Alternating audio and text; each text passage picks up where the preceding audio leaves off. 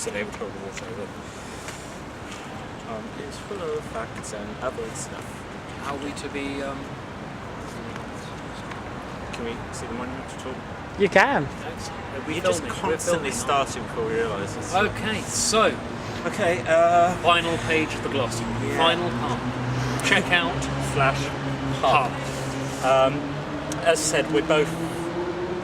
This is the thing that... We're both very social workers. We're very social workers, and we work incredibly hard. Well and hard. Well and hard. We're well hard. Yes. And We're the fact it was just the two of us, you know, sort of, if one flagged, you know, sort of, it was harder to keep going. going. So there will be times when maybe one of us hadn't eaten enough, one of our limbs had gone, something along those lines, or just had a really stressful day and we needed to talk each other down and just have a relaxing time. I know Lynn claims this, but I've had this proven many times. You do the best work in the pub. You do. Because, again, if we're talking sort of theoretical, and again, so going into the idea of improv, the stuff that you don't think about is usually the strongest stuff. So being able to sit down and go, I'm going to think about something else, I'm going to have a drink. And then something would maybe come to one of us and we'd start discussing it. And being able to take that time that once we'd left the rehearsal space, there was room for ideas to ferment, as it were.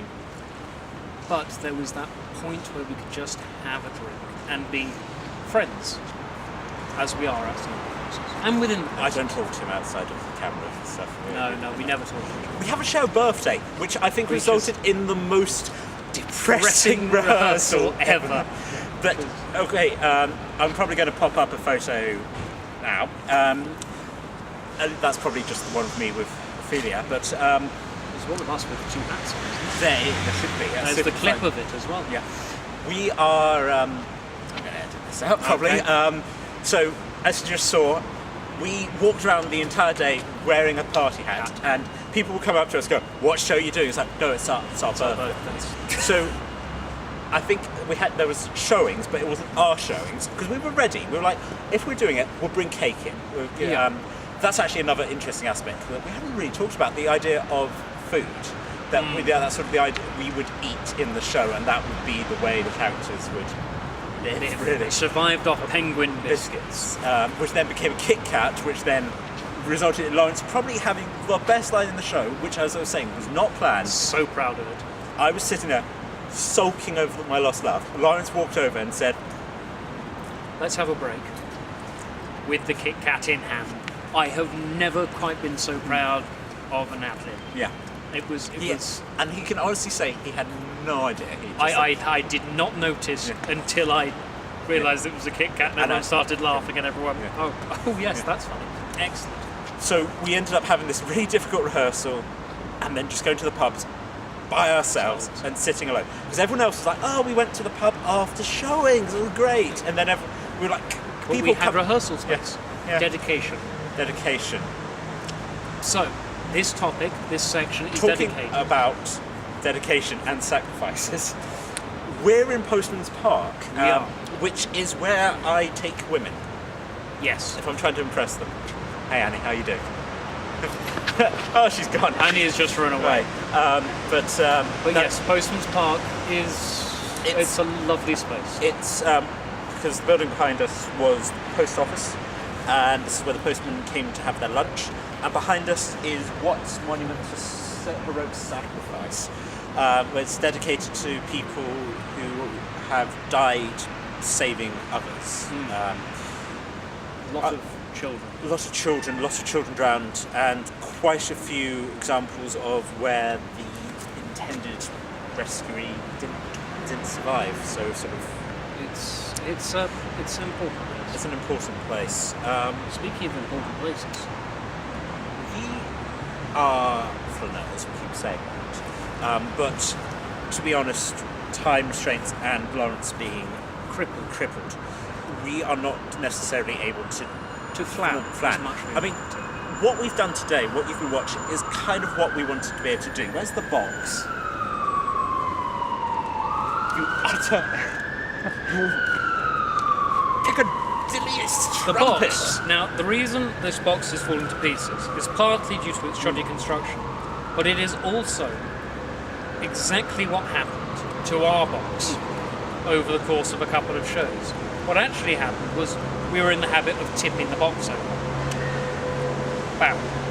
But it would fall back on its hinges, which would result in that.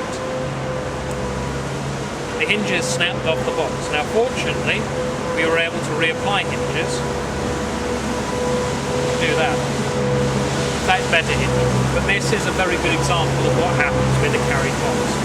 But we should probably now talk. Or you may want to About- pause. We shall talk about the noise. About the squeak. I'll tell you a weird thing, because this is making me think of those insane abstinence things they do in America, and about, sort of going, look, you try and put the paper back together, but the paper is destroyed. You can't change it.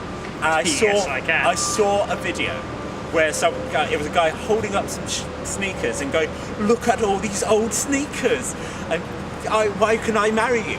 And the best line, the best piece of comedy I think I've heard recently is the woman going, oh, but it was fine.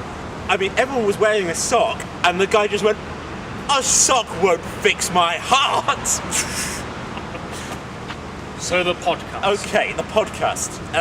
This originally started out as sort of a way to market the show. Yes. And also mostly as documentation, which I think is worked. So Yes. if you have liked watching this, Or even if you haven't. there's about, probably by this point, 6 hours worth of edited footage. Of our podcast, Yes. the Broken Bird podcast. What we were trying to say is Lawrence is unable to travel great distances, so we flew via audio. That we were working with Farrokh Sutani of PhD at Central. PhD fame, who he's very interested in being able to use audio with music and sound effects underlying, and kind of what that would creating a wildfire sound. And he picked up on what we do. And so the podcast, I maintain, Lawrence is hesitant, I maintain the podcast is a greater success than anything else we've done, because we're getting more response, and I feel we are more ourselves. There's this, what we're doing now, and this is, I'm going to be pretty honest, it's what I feel the show This is very much what the show has. I think even this is greater than the show, because even with the final show, there was still a scripted aspect to it. There was still us using. I feel us just being open to what happened was more exciting, more interesting, and also these weird moments of disagreement. These disagreements do happen, and they are part of the process. The reason they're on the camera, we haven't re-recorded these have been one-shot takes, because the fact is sometimes Tom and I disagree. Specifically, I mean, this is one moment. So the show, I believe that I really think that show is a good quality performance, and I believe that given time, a little bit more work, it can be a great performance. My disagreement here is I never said I didn't think the show was a good quality. I think the podcast is by doing better. The podcast, by having another person, having a collaborator, is greatly improved. Yes. Because sometimes I definitely believe you always need an outside eye. I have this, I said, with my own writing, where I don't like directing my own work, because that's my vision. I find it a lot more exciting to be able to go, oh, okay, you think the character's that, and they'll go, is that what you meant? I was like, no, but that is what the character now is. That's what you've made it, and that's the important thing about writing, knowing when to let go. The podcast is a really good opportunity for us to kind of explore. It's off the nerve. It's off the nerve. It's and we flaneur through conversation. As you see, we have a habit of, or Lawrence prefers sticking to the path, where I like throwing myself. I into, try and keep us on topic occasionally. Like, for example, the poem by Frost about the path rarely taken ended up killing the person it was intended for, because he wrote it for a man called Edward Thomas, who thought, okay, Frost thinks I'm boring, I'll change it up, I'll go become part of the army. Went to the First World War, was promptly shot in the chest, and Frost, to his dying day, regretted having resulted in that. The podcast is also a really good opportunity to bring on again, it's all about collaboration, bringing on people and discussing what's happening in theatre. I mean, what we really like doing is accessibility, isn't it? I keep laughing because I just love the fact I'm like speaking, and then Lawrence, you wind yourself up. You're like, yes, this is what we do. And I'm just going to get this going. Yeah, you just need to take this while I'm just there going, carry on. Yeah, accessibility, which is what we are about. We love it. We love accessibility. We love people being able to understand and enjoy what's happening in front of them, and not to worry that maybe they don't get something. The podcast for us is a means of going, this is what's happening. It's really exciting. Go and see it. If you don't know what it's about, we can talk about it. We can talk about what's going on in theatre, and we can also just have a bit of a wander through the world and talk about what's happening. I think we should probably do something with the podcast about Camden at some point. Ha! That's all I have to say on that. This is the interesting, because when you're listening to the podcast, Lawrence is more, I'm going to ask these questions. What do you do with your work? You know, I'm more like, so, do you like words? I like words. Should we just talk about words? We very much get the work and the personality. That's sort of two very different things. And we've been incredibly lucky with our guests so far that they've been willing to play our game. And a lot of this, I feel, again, is about us defining the terms. You go, this is a free space. There is a structure to it. And this is why I'm saying that I feel the podcast is a perfect example for the show. We have a structure. We've got a vague idea of what we want to talk about. And then we're suddenly like, okay, I guess we're now talking about, like, we did one yesterday at the time of filming, where it suddenly turned into the fact that the Americans have come over and got very confused by some of our names. They're like, Thomas. So I'm very proud of the show, and I'm very proud of the podcast. I'm proud of Ophelia, proud of Annie. And proud of the box. Yeah. I'm also proud of Farrokh. I'm proud of this as well. It's been a really good process. It has. We've had our ups, but we haven't had highly catastrophic downs. No, I wouldn't say it's been the easiest, but I think I've enjoyed it very much. It's easy in the terms of the working relationship. I think this is in conclusion, when we're in the space, when we're both able to fire, nothing can touch us. Yeah, we are incredibly good. Yeah. Yes. God is dead. God is dead. I'm a Christian, so obviously that's been aware for a while. We've been saying this in a church. Yes. So do listen to the Broken Bird podcast. It will be there. Tom, check out the realization that the death of God. No, I think. Oh, is this a checkout of the entire process? It is. Okay.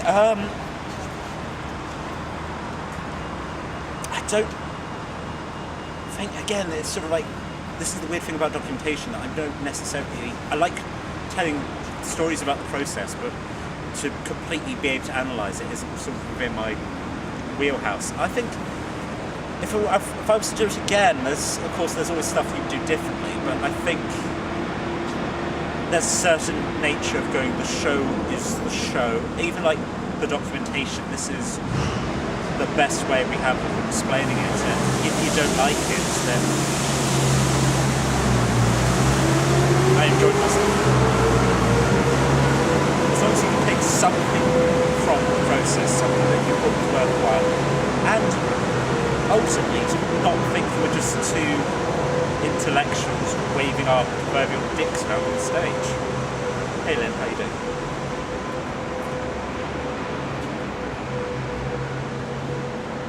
Anything to add, Mr. Ashcroft? Yes. Thank you, Tom. I've loved this process. It's been great to work with.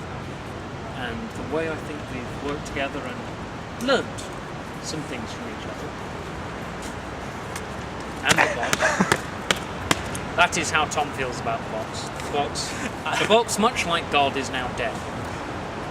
The process has taught us a lot about how we work, taught us a lot. It's let us just get some jokes out and really make the theatre that we like to make. Broken Bird, checking out.